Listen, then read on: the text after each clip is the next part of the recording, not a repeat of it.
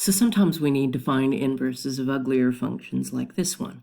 And we'll see that there's a little trick involved. So let's go through the same process we did for the previous examples.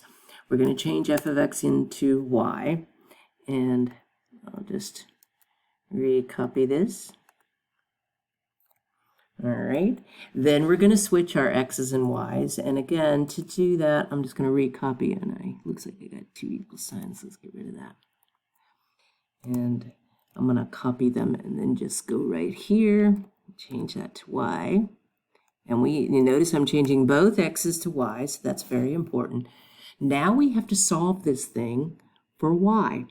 All right, so to solve for y, the first thing we need to do is get rid of our denominator. So we're going to multiply both sides by the denominator y minus 3. So when I go down to the next step, I'm just going to recopy this for a moment. Well, maybe.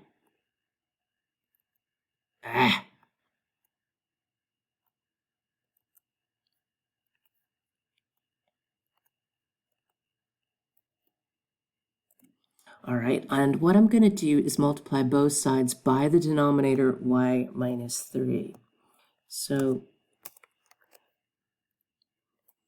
I'm multiplying both sides by y minus 3. On the right side, I can go ahead and just distribute y minus 3x when I distribute my x.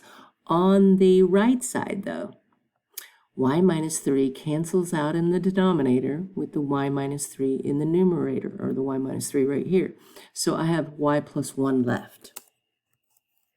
Okay, now let's remember that we're solving for y. So I need to get y's together on one side and non-y's on the other side.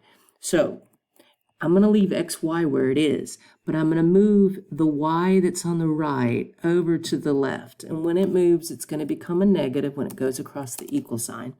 And then I'll move the negative 3x over to the right. So it's going to become a positive 3x, and the 1 stays there. Now, this is generally where people tend to get stuck. They're like, oh, well, now what do? I have y's here, and I can't add them together because x and a minus 1y are not the same. So what we have to do is a little trick. We have to factor the y out. Remember that this is really a 1y right there. And let's factor a y out of the right-hand side. I'm sorry, left-hand side. When we do that, we'll have an x and we'll have a minus 1. And now that I have got it factored like that, let's divide out the stuff, this whole set of parentheses that is multiplying times the y. So I'm going to divide by x minus 1 on both sides. So I'll divide this side by x minus 1, and I'll divide this side by x minus 1. And so let's do that. All right, dividing by x minus 1, dividing by x minus 1. Now, essentially on the left side, our x minus 1s are going to cancel. So I'm going to go ahead and put this in functional notation because we really have our answer sitting on the right side. And I'll put this into a nice form. And there it is in functional notation.